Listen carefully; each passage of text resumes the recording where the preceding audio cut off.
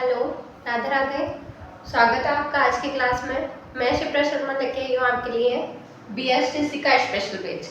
इस पेपर में अपन all years paper solution कर रहे हैं। पेपर 2019 की श्रृंखला में आज हम 26 से 37 क्वेश्चन करेंगे। इससे पहले अपन ने 25 क्वेश्चन कंप्लीट कर लिए हैं। इसके बाद एक लास्ट क्लास रहेगी जिसमें अपना पूरा 2019 का पेपर सॉल्व हो जाएगा। आई होप आपके क्वेश्चन समझ में आ रहे हो। कोई भी डाउट हो, कोई भी क्वेश्चन समझ में नहीं आए हो, आप कमेंट में करके मेरे से वापस पूछ सकते हैं। ठीक है, शुरू नंबर 26 देखो। प्राथमिक स्तर पर महिलाएं बेहतर शिक्षिका होती है। प्राथमिक स्तर पर महिलाएं बेहतर शिक्षक होती है क्योंकि वे बच्चों के साथ धैर्यपूर्वक व्यवहार करती हैं। वे कम वेतन लेकर काम करने को तैयार रहती हैं। इस पेशे में उच्च शैक्षणिक योग्यता की आवश्यकता नहीं है। उन्हें अन्य पेशों में काम करने के अवसर कम मिलते हैं। अंडरस्टूड है? बाकी 3 गलत। कोई डाउट है? प्राथमिक स्तर पर महिलाएं बेहतर शिक्षिका होती है क्योंकि वे बच्चों के साथ धैर्यपूर्वक व्यवहार करती है। कैसे? भाई घर पे रहते हो आप, मम्मी चाहिए होती है सारे बच्चों को। पापा के साथ रह जाते हो क्या? ओनली मम्मी के बिना नहीं रहते हो। प्राथमिक स्तर यानी कौन सा स्तर है ये? 1 से 5। भाई प्राथमिक स्तर में 1 से 5, 1 से 8 तक की कक्षाएं आती है। यहाँ पे बच्चा कितने साल का होता है? 12 से 13 साल तक का। 12-13 साल तक के होते हैं बच्चे 8वीं तक। उसके बाद तो 10वीं 11वीं में आ जाते हैं। तो इस टाइम क्या होती है? महिलाओं के पास ज्यादा रहते हैं, वो कंफर्ट रहते हैं। पापा को तो थोड़ा सा कुछ इधर उधर किया तुरंत गुस्सा आ जाता है। भाई मेरे को जल्दी गुस्सा आता है, इसलिए बच्चों के साथ धैर्यपूर्वक व्यवहार कौन करेगी? महिलाएं। इसलिए टीचर भी कौन रखते हैं? महिला टीचर को ज्यादा इसमें वो देते हैं कि भाई वरीयता किसको देंगे? महिला टीचर को। ठीक है, क्लियर है? अगला क्वेश्चन नंबर 27। विद्यार्थियों को गृह कार्य देने का लाभ है ताकि वे घर पर व्यस्त रहे, घर पर पढ़े, अपनी प्रगति पे ध्यान दे या स्वाध्याय की आदत विकसित करें। गृह कार्य देने का लाभ, स्वाध्याय की आदत विकसित करें।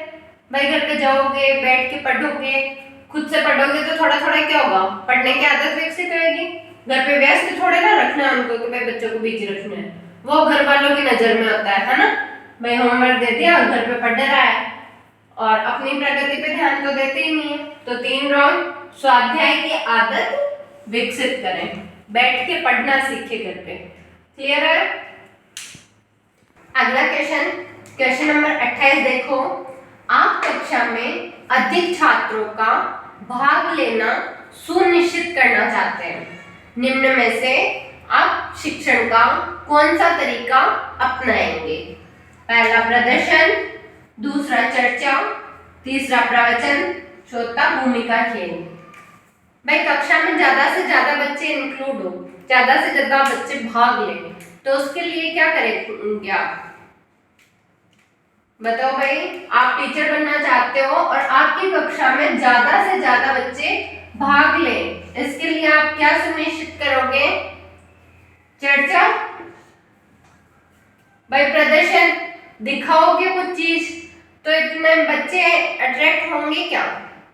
2 मिनट हो जाएंगे, 5 मिनट हो जाएंगे, 10 मिनट, आगे नहीं आएंगे। गलत। भाषण, प्रवचन दोगे, प्रवचन में हो क्या आप इंटरेस्टेड? नहीं। तीसरा भूमिका खेल। भूमिका खेल मतलब आप लोगों को जैसे कोई नाटक वाला पार्ट होता है तो उसमें आप लोगों को एक एक डिवाइड कर दिया, तो वो जरूरी थोड़ा ना सारे पार्ट वैसे हो, नहीं है, तो ये भी गलत। बचा क्या? चर्चा। चर्चा कैसे? भाई अपन ये क्लास कर रहे हैं तो आप लोगों ने अपनी चर्चा हुई थी तब भी अपन ने क्लास स्टार्ट की थी। पहले क्वेश्चन अपन डायरेक्ट कर रहे थे, फिर अपन ने चर्चा की भाई ऐसे समझ में नहीं आ रहा है तो कैसे भाई वीडियो से करो, ठीक है, तो अपन क्या करते हैं, बार बार चर्चा करते हैं ताकि आप ज्यादा से ज्यादा इंटरेस्टेड हो, है ना। तो इसका सही आंसर क्या होगा, चर्चा। क्लियर है।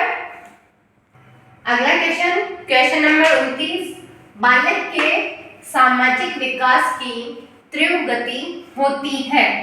बालक के सामाजिक विकास की तीव्र गति होती है, एकल परिवार में, संयुक्त परिवार में, दोनों में, किसी में नहीं। बताओ भाई, करवाया हुआ क्वेश्चन है पहले भी, आ गया सबके दिमाग में। संयुक्त परिवार में दादा दादी, चाचा चाची, भाई बुआ जी, ताऊ ताई, मम्मी पापा सबके साथ मिलके रहता है वो, तो सबसे ज्यादा सामाजिक विकास कहाँ होगा, संयुक्त परिवार में। ठीक है, क्लियर है। अगला क्वेश्चन, क्वेश्चन नंबर 30, शिक्षक दिवस के अवसर पर कुछ विद्यार्थियों ने आपको शुभकामना कार्ड भेजे हैं। ऐसे में आप क्या करेंगे? क्या आप कुछ भी नहीं करेंगे? उन्हें धन्यवाद ज्ञापन करेंगे, उन्हें पैसे बर्बाद करने से मना करेंगे, उन्हें परस्पर शुभकामनाएं आदान प्रदान करेंगे। बताओ भाई, शिक्षक दिवस पे बच्चे आपको कार्ड भेजेंगे, तो ऐसे में आप क्या करोगे? कुछ भी नहीं करोगे क्या? गलत। उन्हें धन्यवाद ज्ञापन करेंगे। क्या करेंगे? थैंक यू बोलोगे। थैंक यू तो बोलोगे ना भाई, बच्चे अगर आपको हैप्पी टीचर्स डे वगैरह बोलेंगे तो थैंक यू, धन्यवाद ज्ञापन करेंगे। पैसे बर्बाद करेंगे, सही है, पर थोड़ा थोड़ा, है ना भाई, हाथ से बना के भी तो दे सकते हैं बच्चे, उनको भी आप बोलोगे पैसे बर्बाद मत करो, वो क्या कहेंगे कि हम तो पैसे लगाए नहीं सर, और उनकी फीलिंग्स भी तो है कुछ, तो आप उन्हें क्या करोगे? धन्यवाद ज्ञापन। परस्पर शुभकामनाएं गलत हो जाएगा, क्योंकि वो टीचर थोड़े ना है जो आप उनको वापस शुभकामनाएं दे दो, नहीं है। हाँ, इन फ्यूचर आप लोग बनोगे, जैसे अभी मैं हूँ, मैं आपको कर सकती हूँ, क्योंकि आप भावी शिक्षक बनोगे भाई, एसटीसी की तैयारी कर रहे हो, एसटीसी में आपका सिलेक्शन हो जाएगा, तो फिर आप भी टीचर बनोगे, तो आपको क्या है? परस्पर शुभकामनाएं आदान प्रदान की जा सकती है। तो ये कुछ जगह पे सही हो सकता है, कुछ जगह पे, है ना, सब जगह पे ये सही नहीं है, लेकिन सब जगह पे सही कौन सा है? उन्हें धन्यवाद ज्ञापन करेंगे। अगला देखो, क्वेश्चन नंबर 31, यदि छात्र आपकी बात नहीं समझ पा रहे हैं तो उन्हें उनके हाल पे छोड़ देना चाहिए, आप छात्रों पर दोषारोपण करेंगे, अन्य विधि से समझाने का प्रयास करेंगे, उन्हें उदाहरणों द्वारा सरल व सुगम्य शिक्षण देने का प्रयास करेंगे। बताओ क्या करोगे? उन्हें उनके हाल पे छोड़ दोगे? नहीं। दोषारोपण करोगे? और तो बहुत बुद्धि है, मंद बुद्धि है, तो क्या आ जाएगा उन्हें? नहीं। अन्य विधि से समझाने का प्रयास करोगे, उन्हें उदाहरणों द्वारा सरल व सुगम्य शिक्षण देने का प्रयास करोगे। ज्यादा अच्छा कौन सा लग रहा है? ये वाला भाई, उदाहरणों से सरल व सुगम्य शिक्षण देने का प्रयास करोगे। अभी आप लोगों के समझ में आ रही है ये चीजें? पहले जब मैंने डायरेक्ट क्वेश्चन करवाए थे, आप लोगों को समझ में नहीं आया। अब जब मैं समझा के करवा रही हूँ, देख भी पा रहे हो आप, लिखा हुआ भी देख रहे हो, पहले ओनली सुनते थे, अब देख पा रहे हो, सुन भी पा रहे हो, और बाद में भी रिपीट कर पा रहे हो, कोई चीज समझ में नहीं आ रही, तो क्या है? उन्हें उदाहरणों द्वारा सरल व सुगम्य शिक्षण देने का प्रयास करेंगे। ठीक है। अगला क्वेश्चन, क्वेश्चन नंबर 32, संप्रेषण है कला, भाषा का आदान प्रदान, विज्ञान, कला एवं विज्ञान। अब इसमें कुछ हद तक तो ये सही है, भाषा का आदान प्रदान। भाषा का आदान प्रदान अपन आपस में बात कर रहे हैं, ये क्या है? एक कला का ही रूप है भाषा का आदान प्रदान, है ना। तो एक तो क्या है? कला। अब विज्ञान कैसे है संप्रेषण? आप लोगों के स्कूल में घंटी बजती है, तब आपको टीचर्स बोले या नहीं बोले, छुट्टी के लिए आप तुरंत भाग जाते हो, है ना भाई, घंटी लगती है मतलब छुट्टी हो गई। और वही इंटरवल वाली घंटी लगती है, तब आप क्या करते हो? खाना खाने आ जाते हो तुरंत, है ना। तो अलग अलग जगह पे अलग अलग घंटी, मंदिर की घंटी से आप स्कूल जाते हो क्या? नहीं जाते हो। स्कूल की घंटी लग गई मतलब स्कूल के आसपास होते हो, और अगर स्कूल में घंटी लग गई तो भाग के पहुंचते हो, भाई घंटी लग गई, है ना। और मंदिर में घंटी बज रही होती है, तब आप जाते हो क्या? नहीं जाते हो। तो ये क्या है, विज्ञान, जिसमें क्या संकेतों को समझना होता है। किसको? संकेतों को। संकेतिक भाषा को भी समझते हैं। इसमें बोलना ही केवल संप्रेषण नहीं है, कई चीजों को समझना भी संप्रेषण है। इसलिए यहाँ पे इसका आंसर है कला और विज्ञान। ठीक है, क्लियर है सबके? इस क्वेश्चन में कोई भी भाषा का आदान प्रदान नहीं करेगा। क्यों? क्योंकि अपने को कितने नंबर चाहिए? 3 आउट ऑफ 3। तो समझ लेना सब लोग, कला यानी भाषा का आदान प्रदान, विज्ञान यानी संकेतों और उपकरणों को समझना, है ना। अगला क्वेश्चन, क्वेश्चन नंबर 33। एक शिक्षक की अपने व्यवसाय में सफलता का मूल मंत्र है। किसका? शिक्षक का अपने व्यवसाय में सफलता का मूल मंत्र। उसे आर्थिक रूप से संपन्न होना चाहिए? नहीं। विषय वस्तु का ज्ञान होना चाहिए? हाँ। उसके स्वभाव में मधुरता होनी चाहिए? हाँ। उसमें अभिव्यक्त करने की क्षमता होनी चाहिए। ये सबसे अच्छा है, सबसे सही है किसी भी चीज को। अब ज्ञान तो बहुत सारों के पास क्या है, बहुत इंटेलिजेंट होते हैं, लेकिन वो समझा नहीं पाते। बहुत सारे मधुर भी होते हैं, लेकिन उनमें ज्ञान की कमी होती है, या कोई चीज को जो समझाना है, जैसे ये क्वेश्चन है, आपके समझ में ही नहीं आ रहा है मेरी आवाज कितनी मधुर है, कितना ही ज्ञान है, क्या इफेक्ट होगा उसका? नहीं। लेकिन आपको अभिव्यक्त, ये क्वेश्चन है और इसको मैं आपको अभिव्यक्त सही से कर सकूं, तो वो क्या है, सबसे बेस्ट है। एक शिक्षक, उसे शिक्षक को बच्चे पसंद करते हैं जिसका समझाया उनको समझ में आए, है ना। अभी आप लोगों को ये समझ में आएगा तभी तो आप ये क्लास देखोगे, वरना आप क्यों देखोगे? तो अभिव्यक्त करने की, जो समझाना है उसको क्या कहते हैं, अभिव्यक्त करने की। तो वो क्षमता क्या है, सबसे अच्छी होनी चाहिए। टीचर वही बनता है जिसमें अभिव्यक्त करने की क्षमता सबसे अच्छी होती है।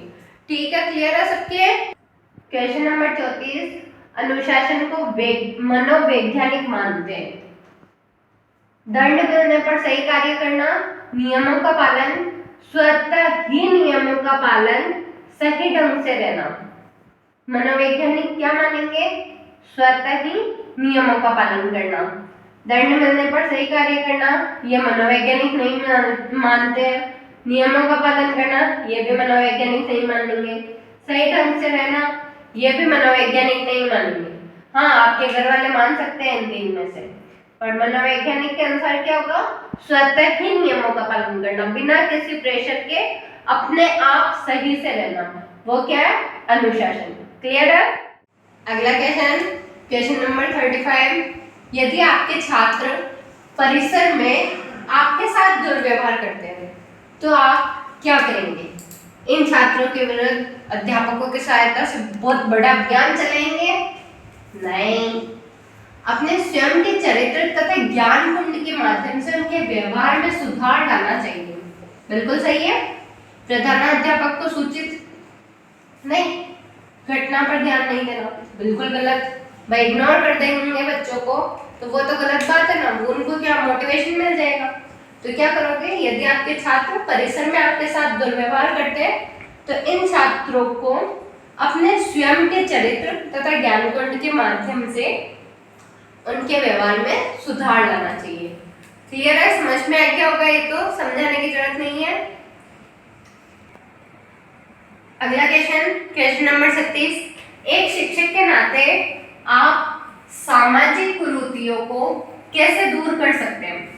जन चेतना जागृत करने का प्रयास, समाज सुधार का संकल्प, सिर्फ संकल्प लेने से तो होगा नहीं कुछ, पोस्टर द्वारा प्रचार, पोस्टर बहुत सारे लगे हुए रहते हैं, कोई ध्यान रखता है? नहीं। यह सोच करके सामाजिक कुरीतियां कभी दूर नहीं हो सकती, अतः बनी रहने देंगे। गलत। कभी ना कभी कुछ ना कुछ शुरुआत तो करनी पड़ेगी। शुरुआत करोगे तो आगे भी बढ़ोगे। तो सही आंसर क्या जाएगा? जन चेतना जागृत करने का प्रयास करेंगे।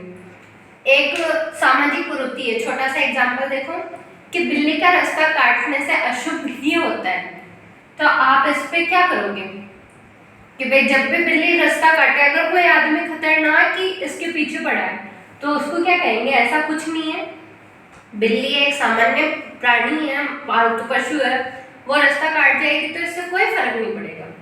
तो जन चेतना जागृत करोगे कि भाई बिल्ली ने रास्ता काटा, आगे 100 का नोट रख दिया, 200 का नोट रख दिया। 3 बार एक आदमी के साथ ऐसा हुआ तो उसने क्या कहा, नहीं मेरे लिए तो बिल्ली का रास्ता काटना बहुत शुभ है। तो ये क्या है, एक सामाजिक कुरीति है, अंधविश्वास है। उसके अलावा भी ऐसे बहुत सारे आप जानते हो, बाल विवाह है, पर्दा प्रथा है, और भी जो भी है, तो उन सबके प्रति क्या जन चेतना जागृत करने का प्रयास करेंगे। ठीक है, क्लियर है सबके? विद्यार्थियों को क्वेश्चन नंबर 37, विद्यार्थियों को विषय का चयन करना चाहिए। विषय की उपयोगिता के आधार पर, अभिभावकों की इच्छा अनुसार, शिक्षक के दिशा निर्देश के अनुसार, उनकी क्षमता एवं रुचि के अनुसार।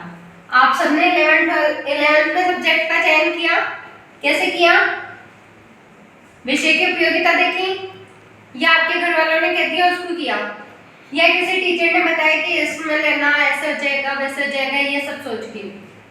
अगर आपने इन 3 तरीकों में से लिया है तो गलत है। सब्जेक्ट का चयन किस आधार पर करना चाहिए? खुद की क्षमता, और सबसे इंपॉर्टेंट है रुचि। किसी सब्जेक्ट को कितना पढ़ सकते हो आप, ये आपकी रुचि पर निर्भर है ना? तो विद्यार्थियों को विषय का चयन कैसे करना चाहिए? उनकी क्षमता एवं रुचि के अनुसार।